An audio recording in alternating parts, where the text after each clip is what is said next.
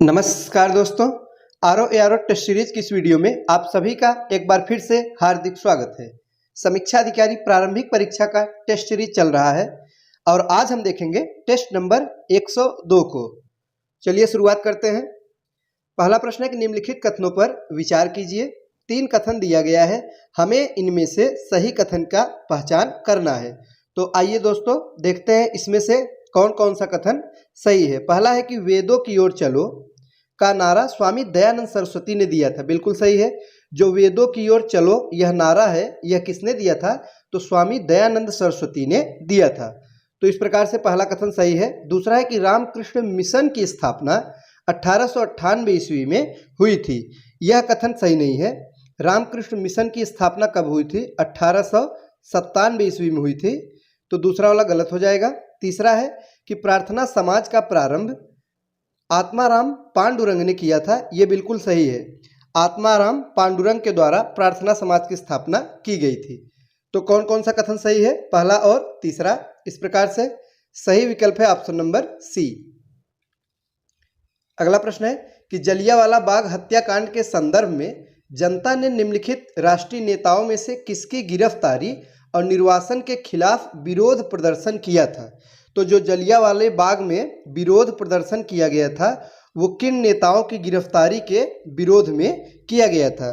तो सही जवाब है ऑप्शन नंबर सी, यानी सत्यपाल और सैफुद्दीन किचलू के विरोध के फलस्वरूप यह प्रदर्शन किया गया था। सही जवाब है ऑप्शन नंबर सी। और दोस्तों, हिंदू और सिख ग्रामीण व्यक्ति अपने महत्वपूर्ण पर्व यानी बैसाखी मनाने के लिए और 2 राष्ट्रीय नेताओं जिनमें सत्यपाल और सैफुद्दीन किचलू शामिल हैं, इनकी गिरफ्तारी के कारण ही जलियांवाला बाग में विरोध प्रदर्शन किया गया था। नेक्स्ट है, निम्नलिखित में से कौन सुमेलित नहीं है? तो दोस्तों, इनमें से जो सुमेलित नहीं है वो है ऑप्शन नंबर डी, भवानी मंदिर श्याम जी कृष्ण वर्मा जो दिया गया है, यहाँ पर होना चाहिए अरविंद घोष, तो ये गलत है दोस्तों। इसका सही सुमेल क्या होगा? अरविंद घोष होगा। तो ऑप्शन नंबर डी इस प्रश्न का सही जवाब है। नेक्स्ट है, न एक पाई न एक भाई साम्राज्यवादी यह लड़ाई, उपरोक्त नारा किस आंदोलन अथवा सत्याग्रह का भाग था? तो दोस्तों, यह व्यक्तिगत सत्याग्रह का भाग था। सही जवाब होगा ऑप्शन नंबर बी। उपर्युक्त जो नारा है दोस्तों, यह महात्मा गांधी द्वारा 1940 में जो प्रारंभ उनके द्वारा किया गया था सत्याग्रह, कौन सा सत्याग्रह था? व्यक्तिगत सत्याग्रह। और कब दोस्तों यह सत्याग्रह चलाया गया? 1940 में। किसके द्वारा? महात्मा गांधी द्वारा। तो उसी समय यह नारा दिया गया था और इसी सत्याग्रह को दिल्ली चलो सत्याग्रह भी कहा जाता है, याद रखिएगा, कभी कभी परीक्षा में पूछा जाता है। तो दिल्ली चलो सत्याग्रह इसी व्यक्तिगत सत्याग्रह को कहा जाता है। अगला प्रश्न है, किसने कहा था कि हिंदू और मुसलमान भारत की 2 आंखें हैं? महत्वपूर्ण है। तो दोस्तों, यह उपरोक्त जो कथन है किसके द्वारा कहा गया है? तो सर सैयद अहमद खान ने कहा था कि हिंदू और मुसलमान ये भारत की 2 आंखें हैं। अगला प्रश्न है, गांधी एंड गांधीज्म पुस्तक की रचना किसने की थी? यह कई बार पूछा गया प्रश्न है, तो बताइए दोस्तों किसने किया था? तो डॉक्टर भीमराव अंबेडकर जी ने किया था। सही जवाब होगा ऑप्शन नंबर ए। और भीमराव अंबेडकर का जन्म कहाँ हुआ था? तो मध्य प्रदेश के महू जिले में हुआ था। और दोस्तों, इन्होंने अछूतों के उद्धार के लिए बहिष्कृत हितकारिणी सभा की स्थापना भी की थी। अगला प्रश्न है कि निम्नलिखित को कालक्रमानुसार व्यवस्थित कीजिए। तो आइए देखते हैं कालक्रमानुसार इन्हें व्यवस्थित करेंगे। तो सबसे पहले दिया है फॉरवर्ड ब्लॉक, इसकी स्थापना कब हुई थी? तो 3 मई दोस्तों 1939 को, 3 मई 1939 को हुई थी। दूसरा है अगस्त प्रस्ताव, 1940 में यह प्रस्ताव आया। तीसरा है आज़ाद हिंद फौज का गठन, तो 1943 में इसका गठन किया गया। और चौथा है मुस्लिम लीग द्वारा मुक्ति दिवस, तो 22 दिसंबर दोस्तों 1939। तो इस प्रकार से इसका जो सही क्रम है वो कौन सा होगा?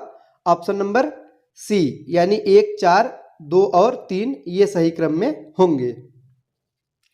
अगला प्रश्न है कि भारतीय इतिहास के संदर्भ में डिकी बर्ड प्लान संबंधित है, तो किससे संबंधित है यह? तो भारत विभाजन से संबंधित है। सही जवाब होगा option number B. Mountbatten की 3 जून की जो योजना है दोस्तों, उसे डिकी बर्ड प्लान अथवा विभाजन योजना भी कहा जाता है। और इसने यह स्पष्ट किया कि भारत के लिए जो संविधान बनाया जाएगा उसे देश के उन हिस्सों में जबरन लागू नहीं किया जाएगा जो इसे स्वीकार करना नहीं चाहते। और दोस्तों ये जो योजना है यह जल्दबाजी में लागू की गई थी। तो किससे संबंधित है? अब याद रखिएगा कि डिकी बर्ड प्लान, इसी को विभाजन योजना भी कहते हैं। तो भारत विभाजन से संबंधित योजना है। अगला है कि भारत की जनगणना 2011 के अनुसार निम्नलिखित कथनों पर विचार कीजिए। 3 कथन दिया गया है, हमें बताना इसमें से सही कथन कौन कौन सा है। पहला है कि देश की प्राकृतिक समृद्धि दर 13.8% है, बिल्कुल सही है। दूसरा, सर्वाधिक प्राकृतिक समृद्धि दर वाला राज्य उत्तर प्रदेश है।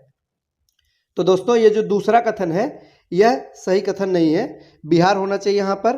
तीसरा है कि न्यूनतम प्राकृतिक समृद्धि वाला राज्य गोवा है। तो न्यूनतम वाला जो दिया गया दोस्तों गोवा, यह बिल्कुल सही है।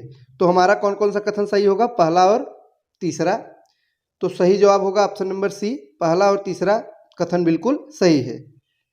नेक्स्ट है सैंपल रजिस्ट्रेशन सिस्टम यानी SRS रिपोर्ट 2020 के अनुसार देश में शिशु मृत्यु दर कितनी आकी गई है? तो 32 आकी गई है। सही जवाब होगा ऑप्शन नंबर ए 32। अगला प्रश्न है कि राष्ट्रीय स्वास्थ्य नीति 2017 के अनुसार GDP का कितना भाग जन स्वास्थ्य व्यय हेतु बढ़ाने का प्रस्ताव किया गया है? तो दोस्तों इस प्रश्न का सही जवाब है ऑप्शन नंबर सी यानी 2.5%। नेक्स्ट है कि निम्नलिखित में कौन सा युग्म सुमेलित नहीं है? तो इसमें से जो सुमेलित नहीं है वो है ऑप्शन नंबर सी, सुंडा जल संधि। जो सिंगापुर मलेशिया दिया गया दोस्तों, यह सुंडा जल संधि जावा एवं सुमात्रा को अलग करता है। किसे किसे? जावा और सुमात्रा। याद रखिएगा, सुंडा जल संधि अगर पूछेगा तो जावा एवं सुमात्रा को अलग करता है। तो ऑप्शन नंबर सी यही सुमेलित नहीं है, बाकी के तीनों बिल्कुल सही सुमेलित है।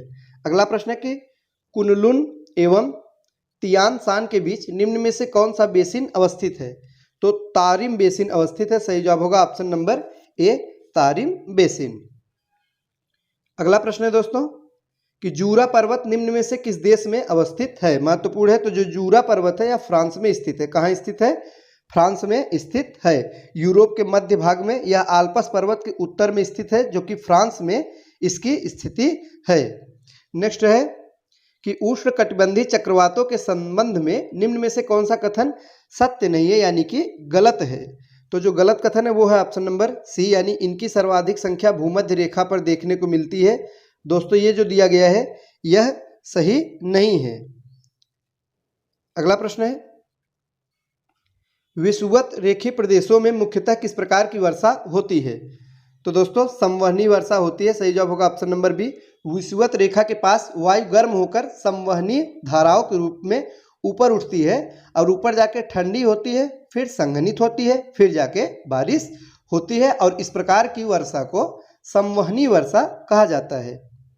नेक्स्ट है कि क्षोभ मंडल की ऊंचाई अधिक होती है। तो कहाँ पे अधिक होता है दोस्तों? तो विषुवत रेखा पे। सही जवाब होगा ऑप्शन नंबर ए, विषुवत रेखा। और क्षोभ मंडल यह वायुमंडल की सबसे निचली परत है दोस्तों, और इसकी जो ऊंचाई ध्रुवों पर लगभग 8 किलोमीटर होती है, और वहीं अगर बात किया जाए विषुवत रेखा पर तो लगभग 18 किलोमीटर होती है। अगला प्रश्न है निम्न में से कौन सी धारा अपनी प्रकृति में ठंडी नहीं है? तो मूल रूप से वह ठंडी नहीं है, तो कौन सी धारा है? क्यूरोसियो की धारा। सही जवाब है ऑप्शन नंबर डी। क्यूरोसियो की जो धारा है वह प्रशांत महासागर में प्रवाहित होने वाली धारा है, जो कि प्रकृति रूप से यानी मूल रूप से एक गर्म जल धारा है। तो दोस्तों ये थे आज के महत्वपूर्ण प्रश्न। वीडियो अच्छा लगा हो तो लाइक करें। मिलते हैं अगले वीडियो में कुछ नए नए प्रश्नों के साथ। तब तक के लिए नमस्कार।